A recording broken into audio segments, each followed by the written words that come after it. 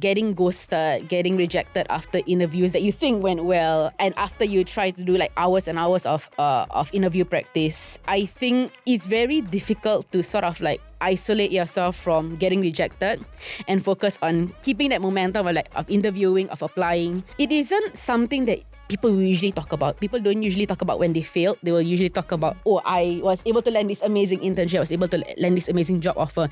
Or I got funded by so-called investors. So I think it's a lot easier to talk about the successes. Nobody really talks about the failures or how to handle those failures until like it becomes really bad, if that makes sense. I mean, they might come across certain companies that I really want to get in, but I really can't, right? Then I also cannot dwell in that negativity because I need to move forward. Yeah, so I think having the right mindset is also important. And with each unsuccessful interview, how did you tweak or change your game plan?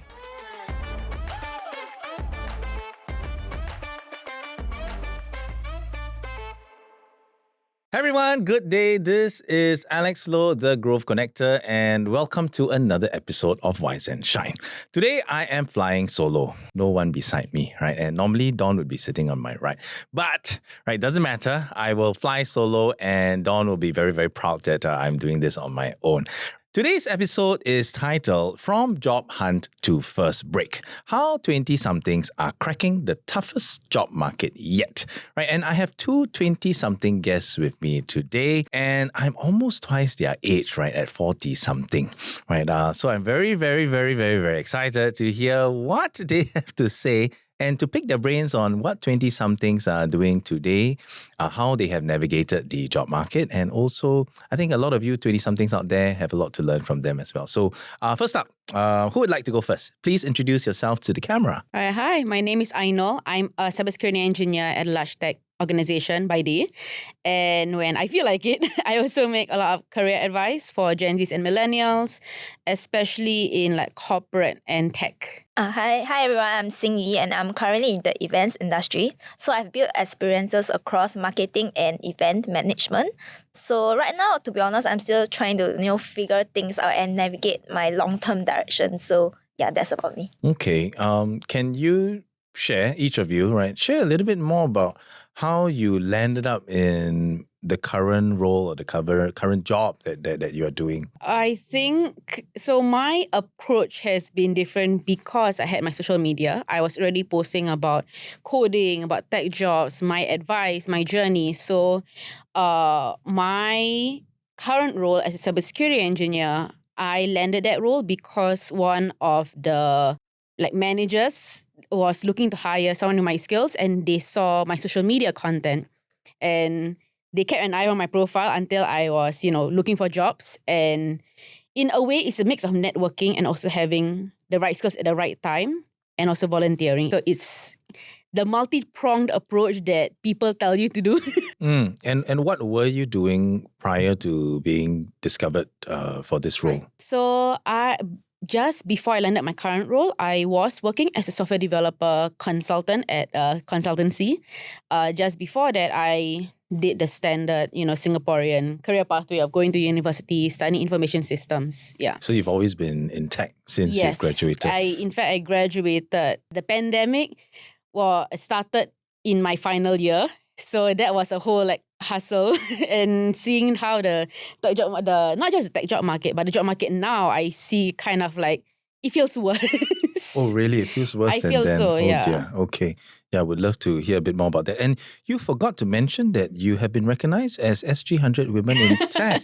Yes. Well, tell us a little bit more about that. Right. So just this year, I was finally honored as SG 100 Women in Tech. It's an award that I was looking forward to for a few years. And I think it's not so much me deserving of the award, but it's more of who are the faces that we look for when we think about Singapore women in tech. Because when I search online, SG Women in Tech Awards in general is usually someone who is super technical, who has had a lot of international experience, or is a founder. And I'm none of those things, at least not yet. So to be recognized partially for my social media content and basically ungatekeeping the whole idea of women in tech or working in tech, and I think that made me feel it helps validate that social media isn't just all for fun, but it's a way to inspire and to educate as well. And that you're on the right track. Exactly. Okay, thank you. Very good. And Xin Yi, how about for yourself? I think for me, I'm a bit different from like a usual Singaporean because after my diploma, I went out to the workforce first. Then I went to take my degree because back then I didn't really know what I wanted to do. So my first job was in an events agency. And then when I was kind of like this, I have decided that I want to do marketing for my degree. So I went to take a degree in business comms. Then from there, I came out and then I landed myself in like a marketing role.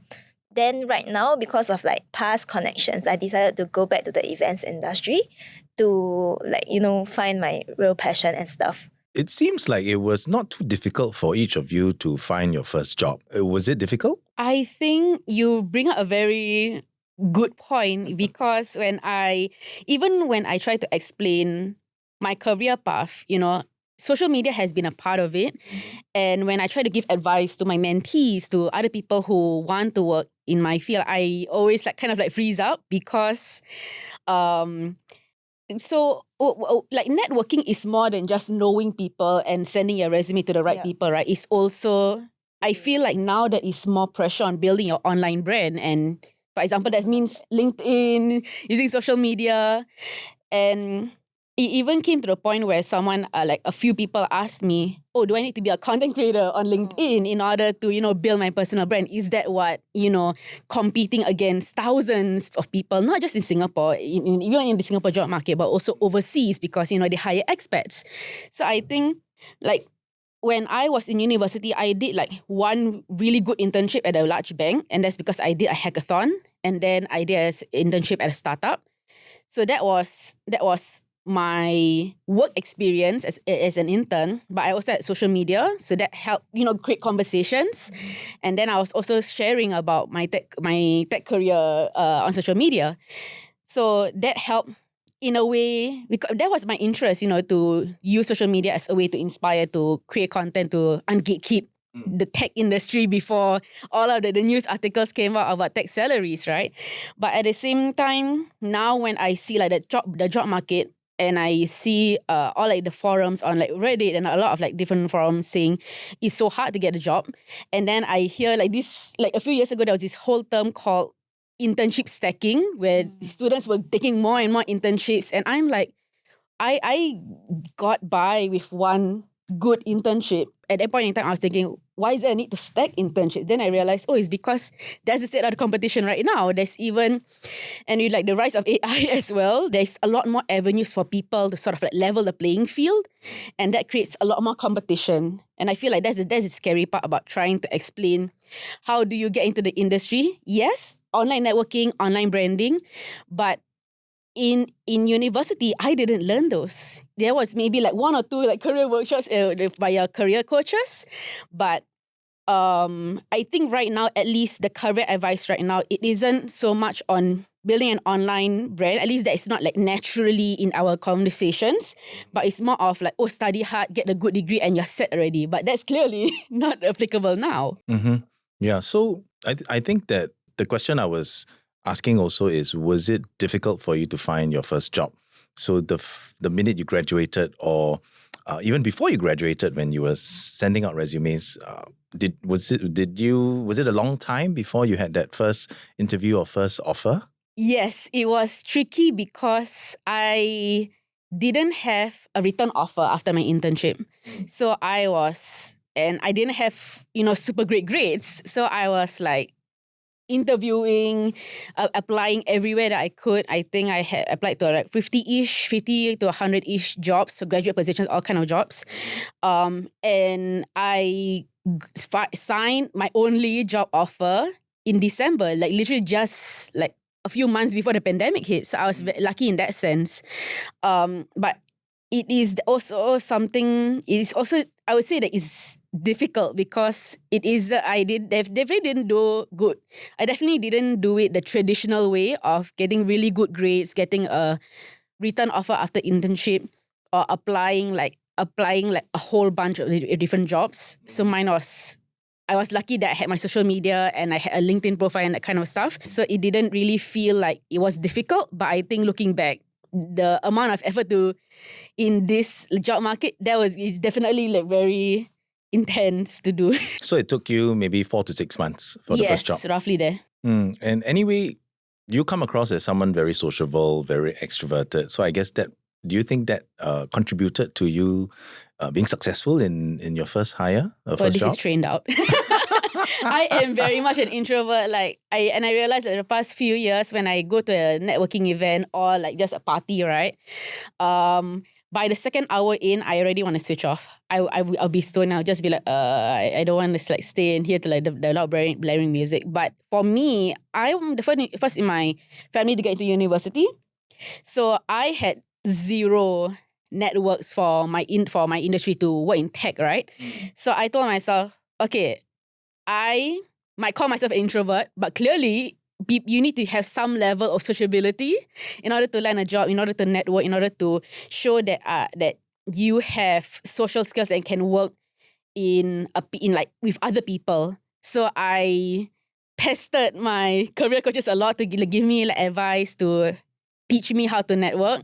Watched a whole bunch of videos, read a whole bunch of job articles. So being extroverted, I would say that it's an important skill to have, but I don't think being introverted is a complete disadvantage. It's just that when you want to get a lot of visibility, especially in fast-paced industries like tech, being visible is the way that you sort of like get promoted and get different opportunities. So it seems extroverted, but it's really being more visible. Okay, yeah. Thank you for sharing that definition and distinction, and thank you for bringing your best self today. Yeah. Xin Yi, how about yourself? Was it difficult, or was it a long time before you had your first job? I think for me, no, because before I even graduated, I secured like an internship kind of like opportunity, but it was from a connection that I had. So, and also before I went to university, I already started working, so I already built some experiences. So I think that added to it's easier for me to get a job. How many years were you doing your working before 1.5 years. Okay. So almost an equivalent of like an internship lah, right? Because she had an internship, but she didn't get an offer after that. And for yourself, it was 1.5 years working before you went to study again. Yeah, but it was full time. Talk us through, right, Ainul, during that 4 to 6 months that you sent out 50 over resumes, if you can remember and think back, how were you feeling during that time? The anxiety, the what if I can't find something for the next 6 months? What am I going to do? Or that optimism and hope that that next interview that you'll be going for would be the next one that you would get your second or third interview? I think it's difficult. Very difficult, because around me, at least in my circle, there were people who already knew they wanted to like have their own business, people who already landed return offers, and I am not. So I think, getting ghosted, getting rejected after interviews that you think went well, and after you try to do like hours and hours of interview practice, I think it's very difficult to sort of like isolate yourself from getting rejected and focus on keeping that momentum of interviewing, of applying. And even then, with like the networks that I have, it wasn't easy. I only got like one job offer. So I think it was really difficult to sort of like maintain a momentum, because it isn't something that people will usually talk about. People don't usually talk about when they failed. They will usually talk about, I was able to land this amazing internship. I was able to land this amazing job offer. I got funded by so-called by this investor. So I think it's a lot easier to talk about the successes. Nobody really talks about the failures or how to handle those failures until like it becomes really bad, if that makes sense. And how then did you cope with that difficult period? For me, I think it was also having to look deep within myself and ask myself, okay, how can I change this situation? What are the skills that I'm missing? What else do I need to do? What networking events can I go for? It was tricky for me. I think back then I didn't really talk to my parents about how difficult it is to find a job. Mostly because like I felt as the first person in my family to get into university, they couldn't really help out because they last time they applied for a job was like before I was born, well before I was born. So I felt like it was tricky for them to ask for advice on applying for jobs when it's been so long since they had to apply for jobs. Okay, and I guess it was there any, if you could look back, right, those couple of years, those couple of months, would there have been a breaking point for you, like, wow, I can't take this anymore, another 1 month and I will ... or another 6 months and I will ... I think that's why I was copiously applying for jobs when I was still in university, knowing that when you're in university, you had your career coaches, you can still ask your professors, you can talk to your classmates about, hey, what can I do? Could you help me practice? Once you leave university, or when you try to switch careers as a professional, that process is a lot harder, because I feel like when you are in university, you're already going to university, you're already near to all of these resources. When you're already graduated, it's a lot harder to not only get those resources, but just the idea of the vicinity and convenience. No, if I that think makes that's sense. a great point, right? So for undergrads out there listening, now that you're still in school, just go and make use of all the resources that you have, right? Because when you're out there, you can't have access to those resources anymore. Yeah, and I think, and it's not just, and the thing is, it's not just about the vicinity of resources, it's the fact that you can ask for advice and feedback. And I feel like, I'm not sure about you guys, not just it's free, but I think even when I talk to students, when I talk to even professionals older than me, the idea that they can ask for more, they can ask for feedback and advice, it kind of escapes them, because it's the idea that you have to admit that, oh, I'm not doing well, I'm not as successful as I think, so I had to ask for help. Or how can I ask for more when I'm already in a good position? And I think that is what, and kind of like conflicts also with what the advice we usually get when we're in school. Oh, study hard. It's a lot of like, work hard on yourself and everything will work out. But that's not usually how it works out as easily. Right. You have to advocate for yourself. So to plan in advance, right? Exactly. And Xin Yi, I mean, was it relevant for you as well in terms of the game plan that you had with each interview that you went for? How did you improve and change your game plan with each interview that you had to go for? Basically, I think one point is also to tailor your own story that you want to convey to the interviewer and whatever, when you go for interviews, so that when you bring the right story across to the right employer, then they would then notice and maybe value your skill sets and whatever, then they will hire you. So to bring your own unique story to the table. And with each unsuccessful interview, how did you tweak or change your game plan? I would then go back and reflect and reassess. Maybe some job description, maybe the skill set it wasn't a match to my current level, or maybe it's just the timing. So then I will look at maybe going for workshops to up skills. But if really that might come across certain companies that I really want to get in, but I really can't, right? Then I also cannot dwell in that negativity, because I need to move forward. Mm-hmm. Yeah, so I think having the right mindset is also important.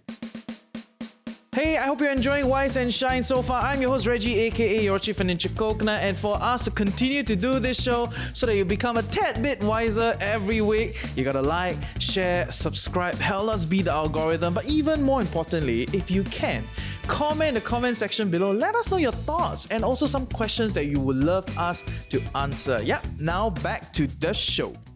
Mm-hmm. And this question could be for any of you, right? Do you feel like the current role that you're having is not as good as some of your friends, peers? And how does that make you feel? Yeah. Yes and no. Because it depends on what I want. But if you are saying about like remuneration wise, then definitely there might be a gap here and there. Okay. So in terms of what you want, how do you then define or identify that for yourself? That boils down to, for my career goals wise, do I really want something I want that make me feel meaningful, or do I really want to do something that will earn more money for myself. But that's something that I am trying to balance also, I guess. I thought people of your generation all think like that. I think it depends though. Mm. Because I have friends that who does a job for the job. Like to get money. Is it a whole like 9 to 5 then ciao already? Yeah. Okay, but for yourself, it would be more aligned towards what you enjoy and your meaning and purpose. Yeah, correct. Okay. And how about you? I think for me, there's always that feeling of a comparison, right? And tech, there are definitely in the tech industry we have like this term called FANG, which is back then Facebook, Apple, Microsoft, Amazon, and Google, like the biggest tech companies that everyone seems to want to go to if you are not planning to be an entrepreneur, right? And I think when you're in a university, you think of it as, obviously, like I want to go for the biggest, the best, because they're pantries and that kind of stuff. But I think having worked in the industry and having a bit of experience in startups and at large companies, at consultancies, I think what has helped me be pretty satisfied in what I'm doing is also, does this align with where I want to go? Like, for example, if I feel unhappy, right? Sometimes it's I have to really understand, is it because of the things that I'm learning? Is it because of the projects that I'm doing? Is it because some people are difficult to work with? Then now with the help of like Google Gemini or ChatGPT, right? It sort of like helps to be a bit of like kind of like work therapy. What can I do to overcome these feelings? And I think what has helped me is being very self-aware. And I think I really resonate with Xin Yi, is that she talks about being self-aware and doing a lot of like self-reflection. And I think this is very, very important in order for you to really enjoy at least some part of your work and not compare as much. What percentage of the work that you do you think it's necessary to enjoy before you realize that it is too much for you to bear? I think for me, I genuinely do enjoy most. So I guess like more than 50% of what I do at work. Okay. I like the whole process, and I like the whole process of coding, of figuring things out, of like, is this like feature in the application that I built? Does this make sense? Is it something that you're looking for? And when I get, positive feedback, that's always good, right? But I think there will always be like that small part that you really hate that part of your job. So it's really sort of like a balance of does the level of enjoyment that I have from my job, is it enough for me to be like, okay, I can ignore this part. I'm okay with this part as long as I enjoy a lot of these other parts, if that makes sense. Yeah, so I guess we are all human beings and we need to be practical, right? But being able to understand our threshold as well in terms of how much of the work we do not enjoy before we throw in the towel. What about you, Xin Yi? Is it also that 50% kind of a threshold or do you need more? I think for me, it's 40-60. So you're okay to only enjoy 60% of the work that you do? Yeah. There's other factors in like a workplace environment. And as you progress, maybe something that I enjoy now doesn't mean that I will enjoy when I progress further. So then I will have to also play by ear to change my direction and being able to adapt. Okay, and just earlier, Ainul talked about doing a lot of networking and meeting people. Did you have to do a lot of that, or do you have to do a lot of that for your role or your job? Yes, I do. Because for now, I'm also doing a bit of like BD, business development. So I need to go for networking events to talk to people, to build the connections. And for me to get like a brief or, like a lead, it's not like I go to the event, I can get the lead straight away, because you need to build that connection first. So yeah, so the connection part is something that it's not like I can learn it over one day, that kind of thing. So yeah. So I think that there potentially could be a question, right? Say, wow, where do I go to look for this kind of events to meet people and network? Can you both share a little bit more about where are good places to look for events for potential candidates to meet people? I think for me, what the networking events that resonate with me most and have been the most helpful for me in networking is volunteering and networking events that are specifically catered to a specific community. So in my case, I attend a lot of like Mendaki events, a lot of events organized by AMP Singapore, which cater more to the Malay/Muslim community. And it's not just, connections and, can you give me a job? But it's also sort of like meeting other people of your demographic and seeing, here is where they were able to land up. Here is what they did to upskill, to sort of on their own path, how they found fulfillment in their job or what they are doing to basically change their situation. And I think that is part of networking. I love that. Yeah, thanks for sharing. What about you, Cindy? What kind of events do you look for, and where do you look for such events? So for me, I split into two parts. One is for work, one is for personal. So for work-wise, we have like different networking events that we can go corporate. Then you can, like for myself, I also do look for maybe, for my case, like my previous school, we have like different alumni sessions. So that's something that you could leverage on. Alumni, nice. Yeah. Then community-based also something that I did try before. And then if for personal wise, there's different organization that does like friend zone, that kind of like community networking events. That's something that I also do attend. So yeah, so it's like a wide range of different.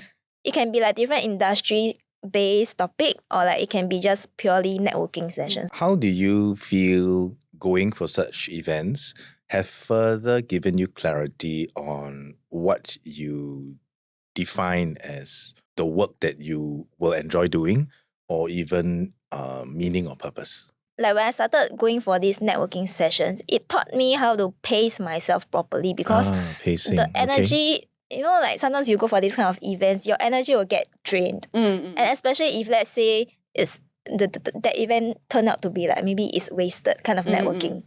So then this taught me how to pace myself, because I do need a network for my work. And if I don't go in with like a, something to take out from, then it will drain me even more.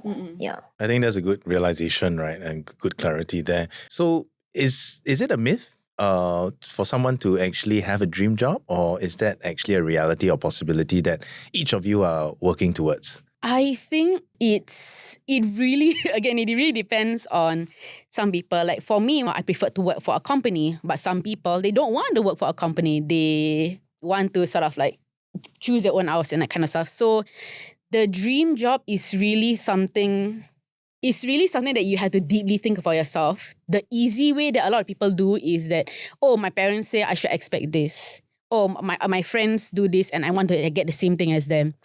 But then that becomes their dream job because it's what they're familiar with. But I think a proper dream job isn't something that is taught to you by other people, but it's something that you really have to feel aligned with, because when it gets difficult, like when there are no deals, when you feel like you are not progressing at all in your job, kind of like look back and ask yourself, is this dream job even possible? And where a lot of people kind of like stumble is when they realize, this dream job now feels impossible because I am not having a smooth path up. And I think that's where, different things can happen. You can continue to feel very drained from your job, even though that is something that you thought that you would enjoy doing. Or it can mean changing what that dream job is and realizing, at least like I can go back home and spend time with my family, or at least I'm earning this kind of salary. And I feel like the more work experience that you have is less what is my dream job, but what is my dream lifestyle while working a job. I like that. Yeah. So it's not so much a dream job, a dream career, but a dream lifestyle. Yes. Right. That work-life balance that you're trying to achieve.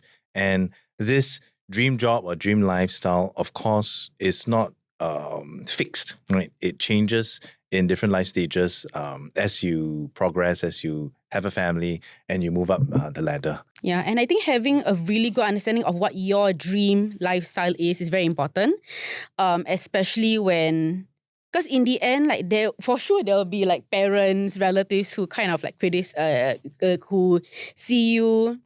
Maybe you're not progressing as fast as they might have this idea of you, and then then they might say things like, "Oh, you're still not promoted. Oh, how come you're still at this job after like 5 years?" And you really have to think for yourself, "Oh, is this what you've wanted? Is it something that you are okay with, or is it something that sort of like shake up your idea of what is your worth with the career?" If that makes sense. Yeah, Xin Yi, what about yourself? Do you have an idea of a dream job? Are you already living that dream job? I think for me, when I was younger, I do have like a dream job, but that changes as I progress, and also different life stage, you have different things that you want.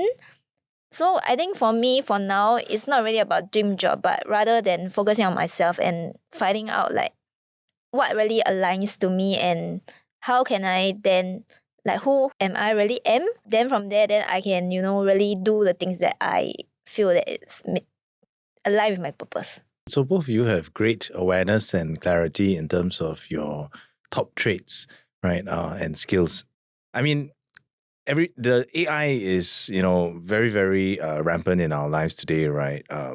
Does this cause you any anxiety in terms of the future of work? Do you feel like this is going to erode your role and what you're good at doing? Or do you think that it is something that actually is good to leverage and be able to help you do your work better? I think at some point, like the number one job that will be taken over by AI is like software development, basically like coding and my line of work.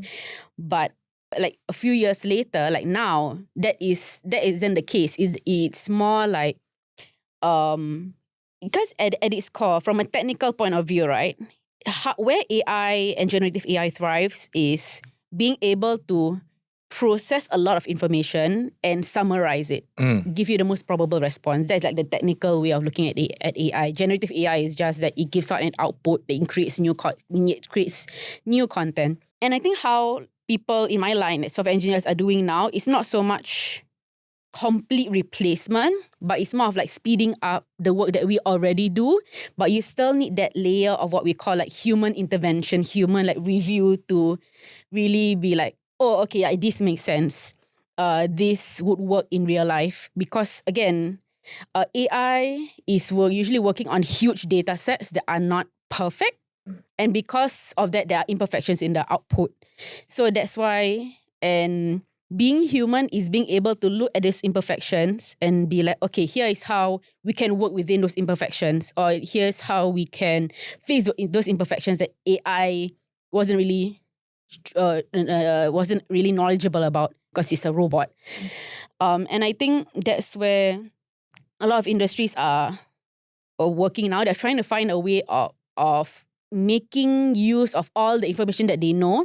How can they make it faster and more convenient? But I think where the replacement comes in is not AI itself replacing human beings, but is replacing those who are avoiding AI because of different reasons. And yeah. Okay, yeah. So from what I hear, you're optimistic.